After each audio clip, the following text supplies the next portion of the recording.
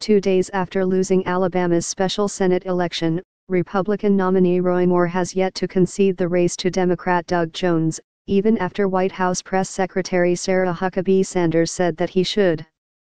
"I think the president's position is pretty clear in his outreach to Doug Jones directly," Sanders said at Thursday's briefing with reporters.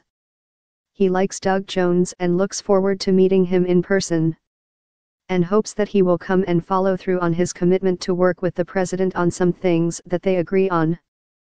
Asked if President Donald Trump believed that Moore should give a concession speech, Sanders said that it should have already taken place. But Moore, who suggested on election night that the race would go to a recount, said in a Wednesday web video that late-counted ballots could change the results of the election.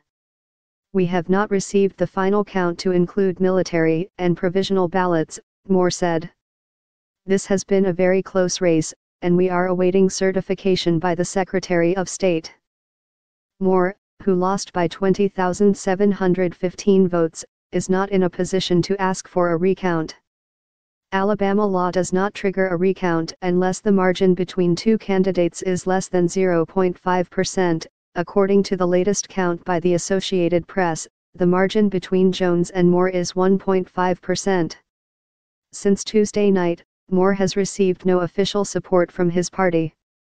The Republican Party of Alabama, which stood by Moore when national Republicans abandoned him, congratulated Jones on Wednesday. Sen. Luther Strange, R. who lost a bitter primary to Moore, also congratulated Jones on a well-earned victory. In a Wednesday interview with AL.com, Jones said he had already had warm conversations with future Senate colleagues, and was looking at hiring a staff composed of the best and the brightest.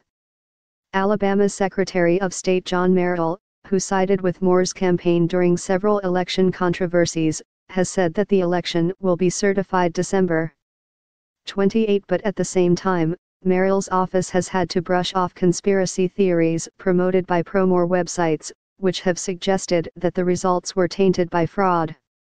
One theory, which went viral before being debunked by Snopes.com, was that multiple black voters were caught trying to vote with fake IDs.